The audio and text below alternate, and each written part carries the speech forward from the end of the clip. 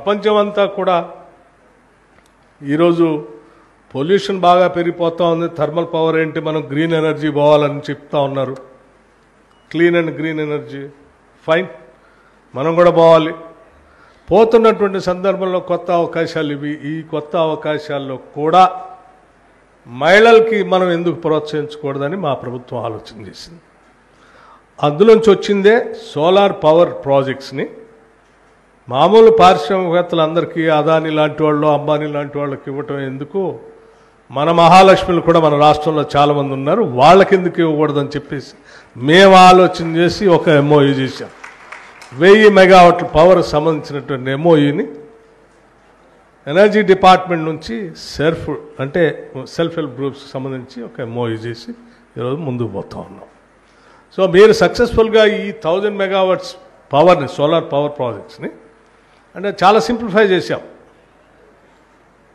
Energy department tenders పిలుస్తుంది, banks నుంచి loan ఇప్పిస్తాం, మీరు పరిశ్రమ పెడతారు, పరిశ్రమ నుంచి ఉత్పత్తి అయ్యే పవర్ని మళ్ళీ గ్రిడ్ కనెక్ట్ చేస్తాం గవర్నమెంట్కి.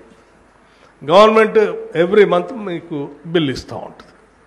సో పరిశ్రమను పెట్టించేదే గవర్నమెంటే, కొనుగోలు చేసేది గవర్నమెంటే, బిల్ ఇచ్చేది కూడా గవర్నమెంటే.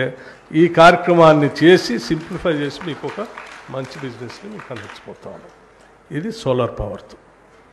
వీటితో పాటు ఇంకా గ్రామీణ ప్రాంతాల్లో అందించుకోవటానికి కావాల్సినటువంటి ఎంఎస్ఎంఈ ద్వారా పనికొచ్చే ప్రతిదాన్ని ఐడెంటిఫై చేసి వాటి ద్వారా ఎక్కువ మంది self help group members involve చేసి చేయడానికి ఎంత అవకాశం ఉందో చేయాలన్నటువంటి ఆలోచనతో ఈ రాష్ట్ర ప్రభుత్వం ముందు పోతా ఉంది. తప్పనిసరిగా నేను ఆర్థిక శాఖను కూడా చూస్తూ ఉన్నాను.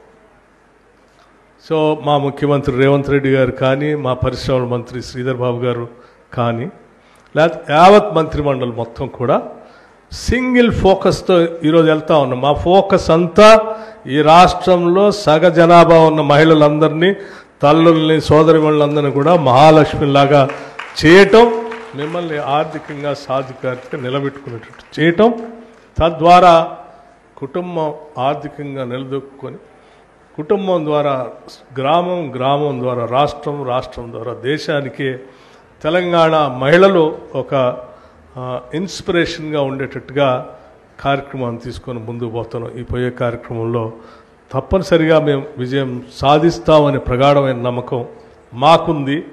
విజయం సాధించేటట్టుగా ఈ ప్రభుత్వం నడవాలని మీరందరూ మనస్ఫూర్తిగా దీవించండి అని కూడా నేను కోరుతా ఉన్నాను.